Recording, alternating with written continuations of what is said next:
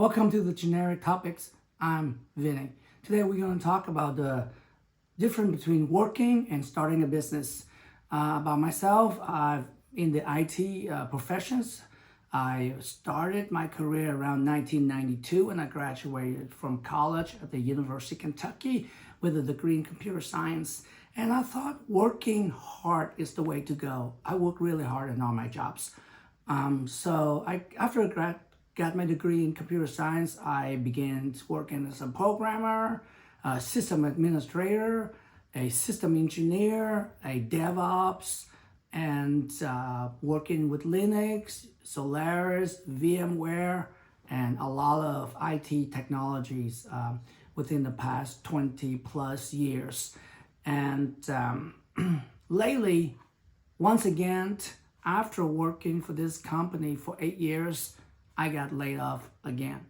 And I'm looking at my resumes since 92, and I see myself working, getting laid off, let go, fire, whatever you want to call it, is you lose a job. No matter how hard you work, the control of your destiny is not yours. And I see myself working for all these companies, and I keep losing my jobs no matter how hard I work.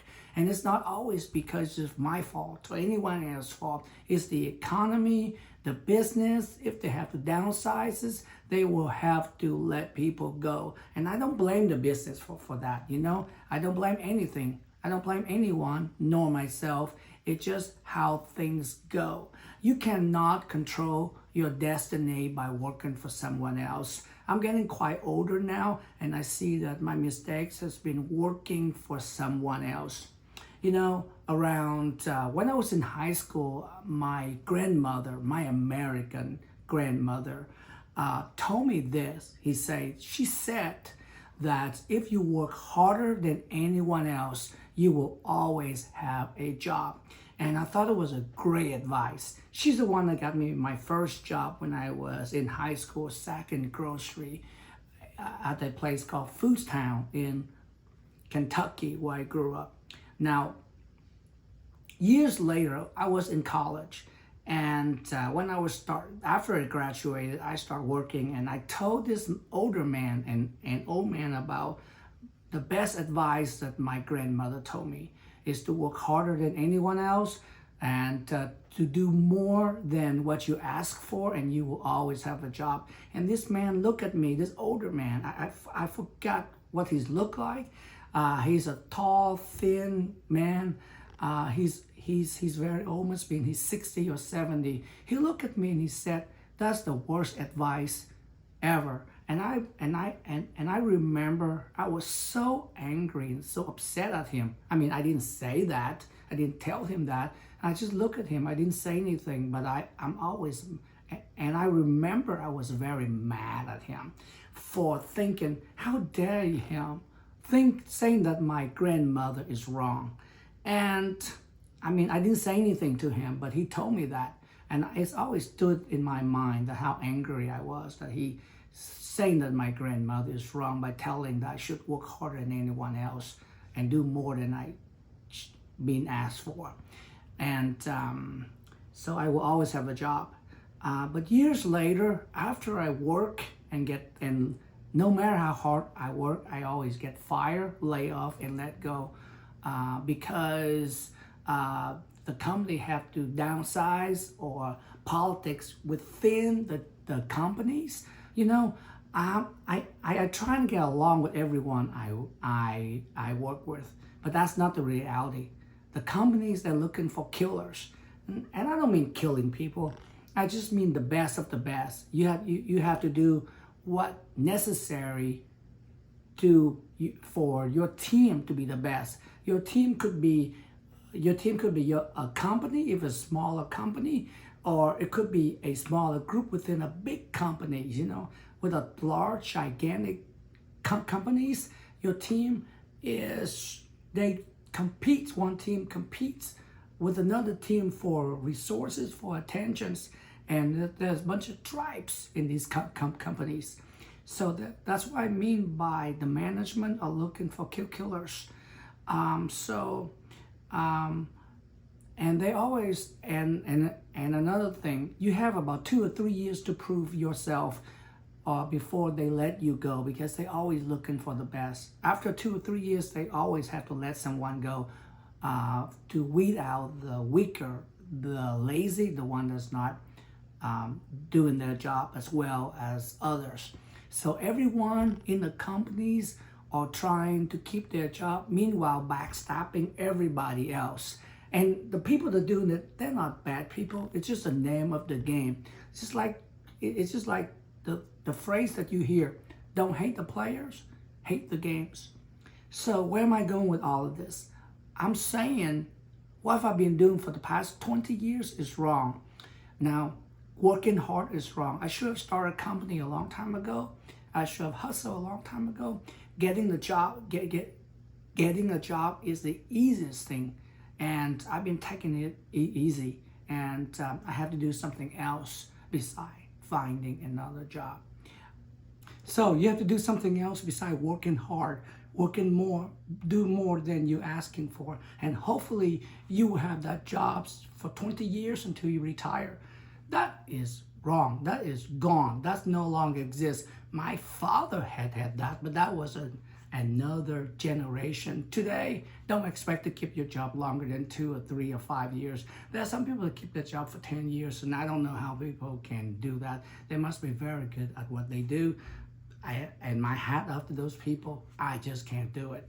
But anyway, in some way, if you get fired and laid off and let go every 2 or 3 years, that doesn't mean you're worse than the people that can work the job for 10 years. They just play the games better. Maybe they can handling the politics better or something. It doesn't mean that you're worse than those people that can work the job for 10 years.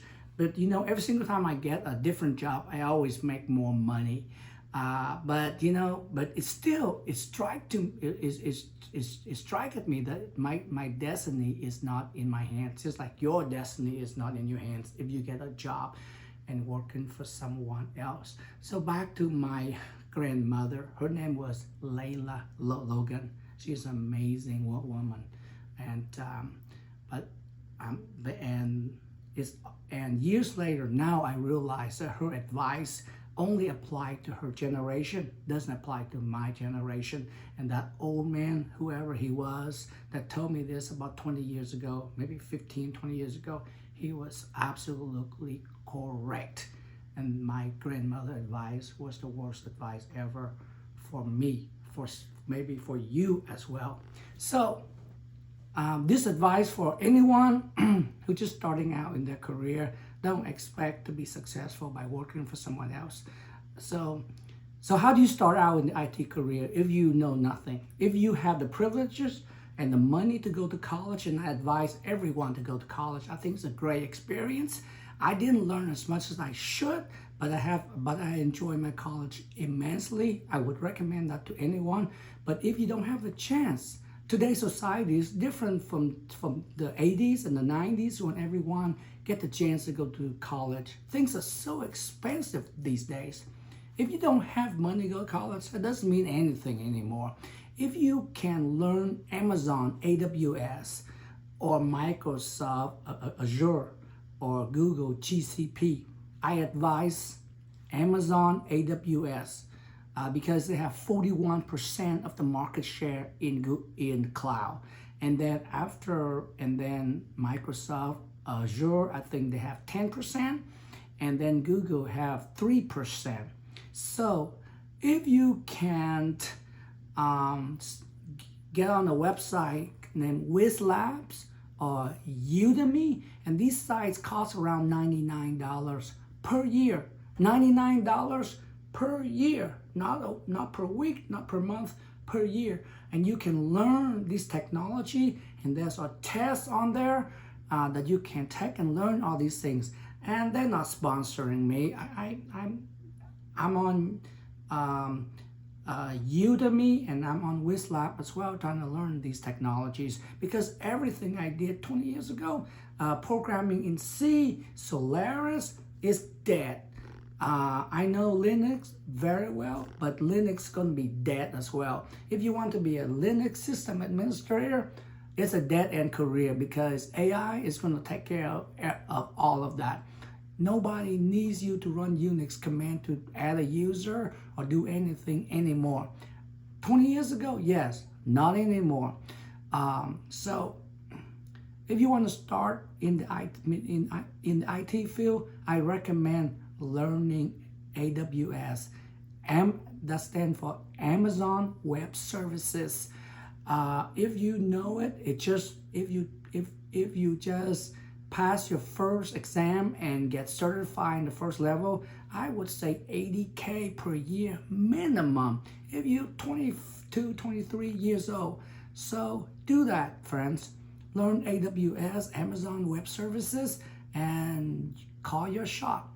Or if you want to do something else, if you're in your 30s or 40s, I would not recommend working for companies. I would recommend learning AWS and be a private contractor to the government. Get your LLC and trying to be a subcontractor to larger companies that contract to the U.S. government. And these large companies, they have by law have to give a small percentage of the contract to small independent contractors like you and I. And I'm talking about 26%. I'm not talking about small. And these are $1 trillion industry. So the worst thing you can do is work for someone else like I did for the past 20 years. But anyway, that is my advice for this video. Learn AWS. If you starting out in your career, you gotta know Linux as well. You might know some Python or Java. You can learn all these things on this website. But if you don't know any of that, just learn AWS and you will do just fine starting out in your career. And most of these jobs are remote. And these remote jobs, you can work from home as well. But having said that, because remote, you have a lot of competitors in India and the Philippines where they do speak English.